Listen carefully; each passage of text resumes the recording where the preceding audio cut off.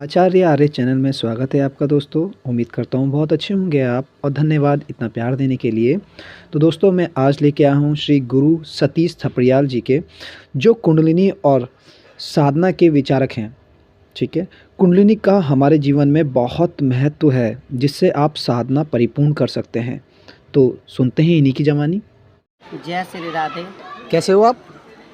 बढ़िया है। बढ़िया हाँ है जी। गुरु जी, आपका नाम जान सकता हूँ? मेरा नाम है सतीश थपलियाल जी। गुरु जी, यहाँ टपकेश्वर मंदिर में कितने समय से आप रह रहे हैं यहाँ पे? मैं यहाँ पे 4 साल से रह रहा हूँ। अच्छा गुरु जी। हाँ गुरु जी, हमारे भी जो लोग साधना करते हैं ना, हाँ जी। तो उसमें हस्तरेखा महत्व है गुरु जी।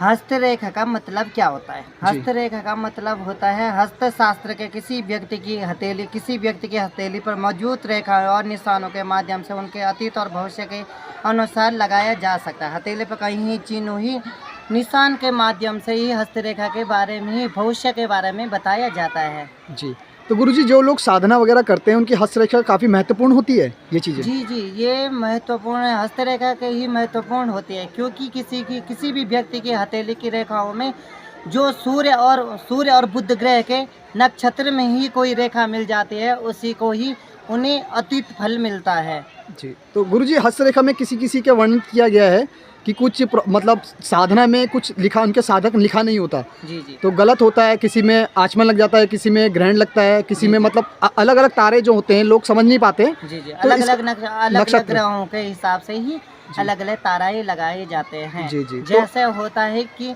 हस्तरेखा और ज्योतिष में क्या अर्थ है?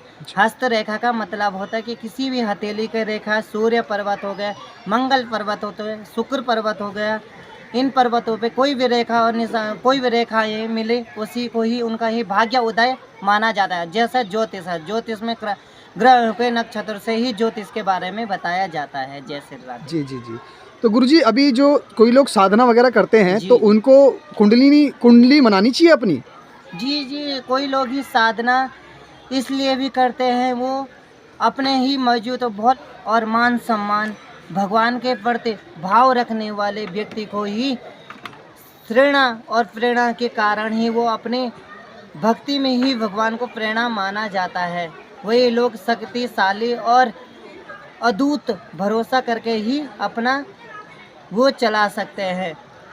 अगर गुरुजी, जैसे हमारे व्यूअर्स हैं, भांति भांति के हैं, बहुत दूर दूर से देख रहे हैं हमें, तो वो यहाँ पे तो आ नहीं सकते हैं। जी। तो जैसे हम आपका कांटेक्ट नंबर उन्हें देते हैं, जी, तो जी। अगर फिर उसके व्हाट्सअप में जो आपकी वो हस्तरेखा पाम रेखा दिखाते हैं अपनी, जी, जी। तो उसके और वो अपना नाम बताते हैं, समय बताते हैं, तो उसमें आप कुंडली मना देते हैं गुरुजी? जी जी, मैं ज्योतिष के हिसाब से कुंडलियाँ और समय और डेट ऑफ बर्थ से ही कुंडली बनाई जाती है। हस्तरेखा से ही हाथ की फोटो और लकीरें भेजकर ही मैं उन्हें हस्तरेखा के बारे में बताता हूँ। जी गुरुजी, जब हस्तरेखा की ये कुंडली जब बन जाएगी तो कुंडलिनी में हमें जो दोष होंगे सारे दोष पता चल जाएंगे, जिससे आप उनको बता पाएंगे? मैं उन्हें फलादेश के बारे में सब बता दूंगा है। जैसे कि ग्रह होते, नक्षत्र होते, ग्रह की दशा होती है, महादशा होती है, फलादेश के बारे में उन्हें सब चीज़ बताया जाता है। जी, तो इससे वो साधना में अग्रसर हो सकते हैं और उनकी साधना फलीभूत हो सकती है, मतलब कम समय में साधना फलीभूत हो जाती समय है। में उन्हें विश्वास और भगवान की प्रेरणा में ही सब कुछ फलभूत मिल सकता है। जी गुरुजी, तो इसके लिए मतलब आपका एक नंबर मैं अगर मेंशन करता हूं, तो आपका नंबर से आप सबकी कॉल तो देखिए उठा नहीं पाएंगे क्योंकि काफ़ी बिजी रहते हैं, लेकिन एक व्हाट्सअप अगर वो कर देंगे अपनी फोटो, कॉन्टैक्ट से ही ये लोग अपना परिचय दे सकते हैं।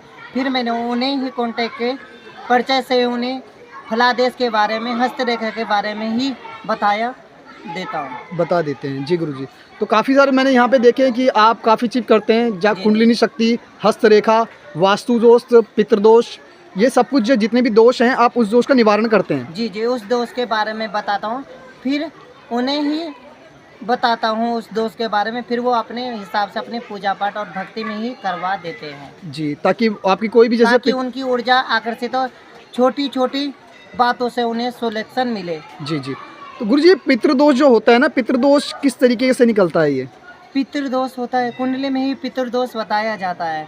पितृदोष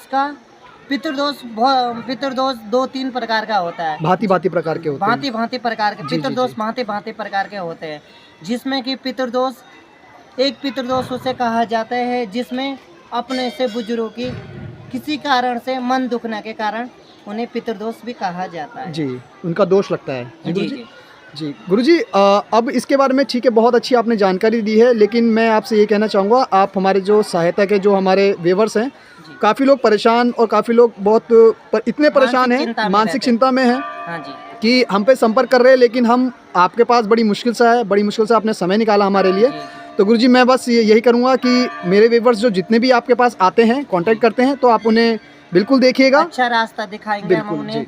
और छोटी छोटी बातों पे उनके सोल्यूशन का।